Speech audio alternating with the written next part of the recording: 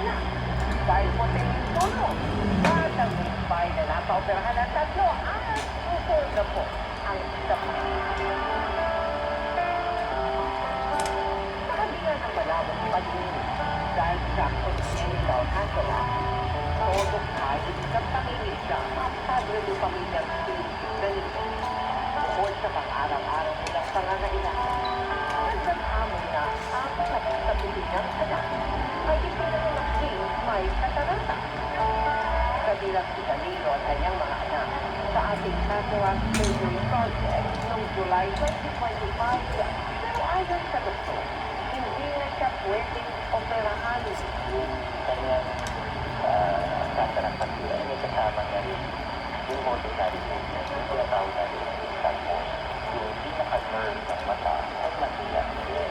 The combination ng dalawang yun ang ibibigay natin ang better chance of a good vision. Takot siyang sumaya lang nakasalalay sa kanya ang pag-aaral ng mga anak. Kaya ayaw kong ipaglaban yung 50-50, mas gusto ko yung nakakakita pa. Kasi yung mga anak ko kawawa, pagka naging oras na hindi na ako nakakita, hindi sila makapag-aral. Pero ang tatlo niyang anak na sina Harvey, May at Lily nakapasa sa mga laboratory tests at matagumpay na naoperahan sa pagtutulungan ng GMA Kapuso Foundation at Suchi Medical Foundation. Tinanggal natin yung material na nag-opacify na nakaharang dun sa paningin nila. Tapos nilagyan natin ng intraocular lens. Muli natin binalikan sila May at Lily. Nakikita na ang pag-asa at saya sa kanilang mga mata. Masaya po. Nakapag-basa na po ako ng mabuti. Maraming salamat po sa DNA at Susi. Habang ang kanilang kuya Harvey ay nakakapagtrabaho na. Si Iris naman, naghahanda na para sa kanyang operasyon. Sa mga nais tumulong sa kanila, maaari po kayong mag-deposito sa Alimantan account o magpadala sa subuan ng video. Pwede rin online Shopee, Lazada, Go Reward, at Metrobank Credit Card. Abangan! Namatang ibon sa Cebu, paano-manong sino at pinalilipad gamit ang lumututro. Kuya Steve, ano na? Dito na! Sa 24 oras. 8 o'clock ako magpapakama mag-exercise. Mahigit, pwede yan sa may trabaho, kaya may maaari Ito nag-exercise mo, hindi naman siya tulog mo na sa mga magalit. Tulog mo na yung vlogs mo.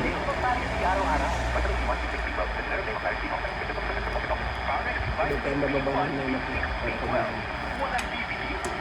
Okay? Ako yung tinamaga, hindi yung latest ang sinisok ng mga ito. Konti na naman exercise mo yun.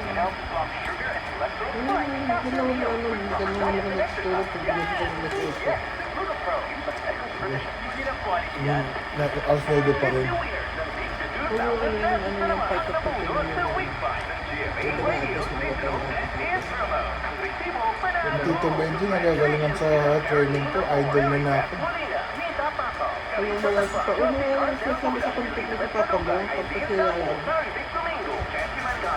Sarap ka pa yung baso.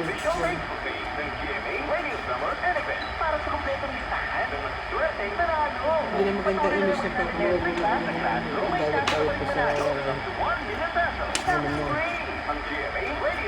Comfort mo.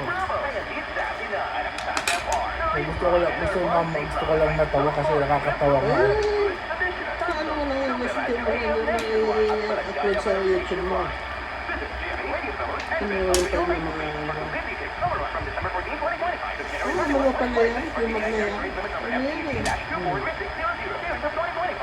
Hindi naman ako pa, ma-identify ka pa naman. Yung mga nainisip ka pa mo. Isa mo sa'yo. Hindi yan nakagalang-galang mo yung tayo ito mo laki.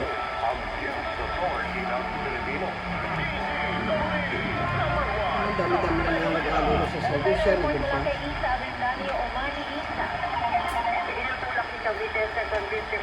Kasi ano ang gusto worth it? Na maisabatas ang kanyang House Bill 7300 o yung Social Media Accountability Bill na layo maging mas ligtas ang social media para sa bawat pamilya at sa mga kabataan. Kapag nagigilap na batas, bubuo ng Social Media Accountability Council o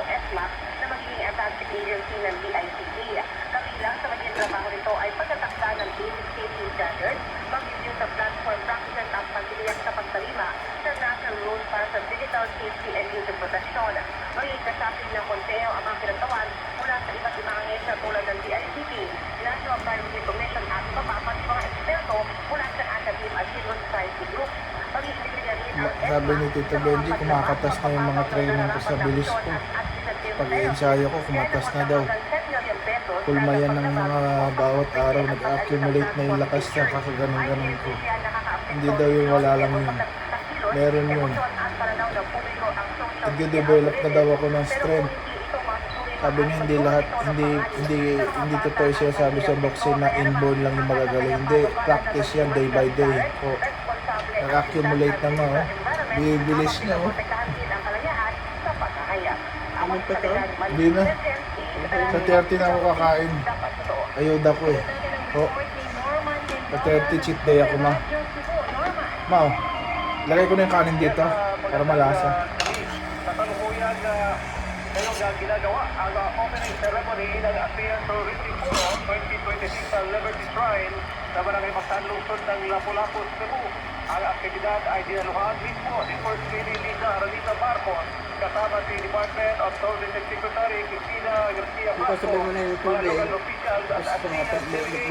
Ngayong sa taon ng account ASEAN ko. Tourism Oho. Forum ay may timang Hindi ka Navigating nalalakad. Our Tourism Future Together. Hindi na May mga nakakapagod. cultural presentations na itinagawa tulad na lang ng Lapu-Lapu City Arvis de Abanico at dynamic traditional drum performances na nagpapakita ng cultural heritage ng Philippine warm hospitality.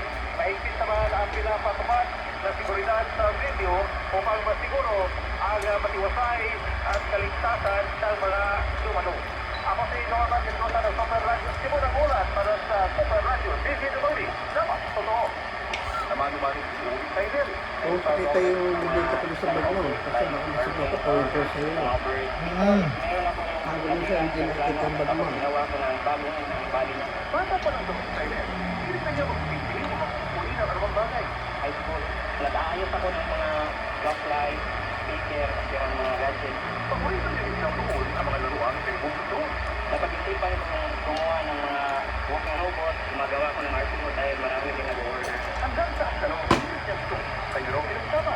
Gumagawa siya ng sarili ng mga remote control na laruan na bilang rito ng latest na obra, ang Art World.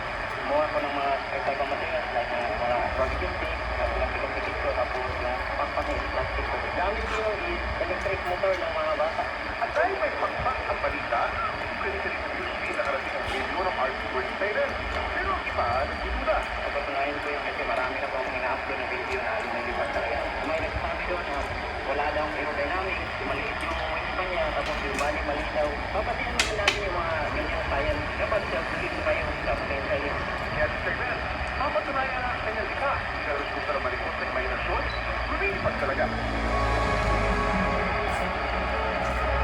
Sana po yung ginagawa ko ng underwater vehicle, yung submarine, marami po mga parts na kailangan. Pero may ideya ba kayo kung paano gumagana ang isang RC o remote control na laruan? Ang mga RC ko ay nagmagana gamit ang isang remote control o transmitter. Kapag sumigat mo ang button sa remote, nagpapadala ito ng signal.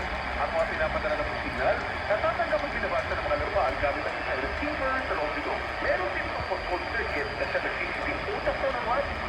Sinasabi nito sa motor sa makina ng laruan kung ano ang gagawin ba ng signal. Ang ina-advance sa RC World naman, magaling na ng mga bagong teknolohiya. Kaya ng at Wi-Fi. Ang iba naman, kaya ng kontrolin ng mga phone app. Alam niyo ba kung ano naman ang pinakaunang remote control na laruan sa kasaysayan? Ang pinakaunang remote control ng RC toy sa kasaysayan ay hindi RC car, airplane, o helicopter. Kundi isang remote control na boat o bangka. Ito yung nakita ni Nikola Tesla sa isang demonstration sa New York City, America noong 1998. Gumana ito Saka na to? ang wireless signal. Ang pinakaunang mga commercial RC toy o yung remote control na laruan sa publiko ay ang Magic Box. Pinenta sa batong pamalikot sa Japan noong 1950. Samantala para malaman ang latest na likod ng barang ng balita, post o comment lang at siyahin. Ano lang, laging tandaan, importante ang may alam. Kung siyahin, masagot kayo. Let's take one. Malaking hamon ang mga namataan umanong pating sa paghahanap ng mga diver sa sampupang nawawalang sa din naman, stranded ang maraming pasaherong patulo at pasilat dahil kulang sa bagpo. Nakatutok live, Jonathan Isla. Jonathan. Yes, Gigi, nandito ko ngayon sa dagat ng Basilaw. Saan po itong BRP Batahan ng Philippine Coast Guard na nag-search and rescue operation dito. Ito pong lokasyon namin ngayon, dito po pinaniniwala ang lumubog yung Roro na MV3 sa First Century. Pero hindi po namin makita sa surface ng dagat yung lumubog na Roro. Kaya po, kanina lang, pinasisid na po yung ROV o yung remotely operated vehicle ng Philippine Coast Guard para po malaman kung saan ba talaga yung eksaktong lokasyon ng lumubog na Roro. Narito po ang report. Umaga kanina, nagsumalit ng buwang kasi ang nabisang na technical divers ng PPG para pilirin ang dagat ng Basilan at hanapin ang lumubog na MV sa Third Century at 10 nawawala pang sakay nito. Biscuit nila mga diving equipment mula Manila gaya ng ROV o remotely operated vehicle na ito na may kapre na hanggang 300 metro. Sapat para sa 76 na metro na tinatayang natin sa dagat ng Basilan malapit sa Balong-Balong Island. Ito sa nakikita ngayong hapon ng diving team ang mga pating sa dagat ng Basilan. May mga balita na medyo marami daw shark. Ay, hindi naman po yung tested, pero may mga sighting delikado po. Actually, nag-extend na kami ng criteria. Pinaigting namin yung aming coordinator sa mga coastal community, coastal barang rights, hoping na meron mga survivors na napadpad sa area. So, yung mga maliliit na mga isla, pinatanungan din natin yun, baka meron mga ma-recover sila na mga survivors na hindi lang na-report natin. Dumating na rin kanina ang investigating team ng PPG mula Maynila para alamin kung ano ba talaga ang nangyari at lumubog ang Roro. Ang Philippine Navy nakasalipan sa kailangan pa ng tulong ng Central View. Sa pinakaulit na lang ng PPG, 316 ang survivors, 18 ang patay, 10 ang nawawala. Na puro-puro ng barko ng nila ng tauhan ng PPG.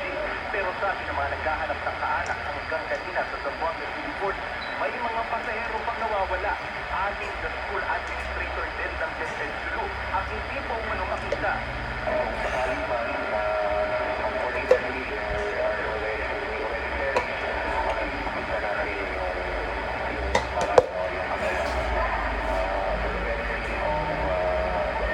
Thank you so much.